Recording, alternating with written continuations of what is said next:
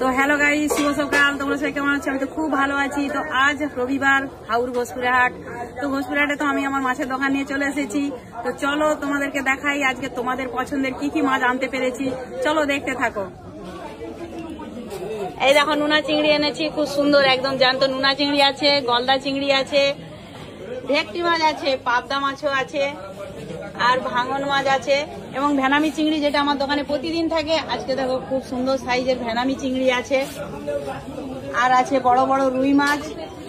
তো রুই মাছের সাইডে সুন্দর একটা মাছ আছে আজকে, যে মাছটা আজকে নতুন এনেছি।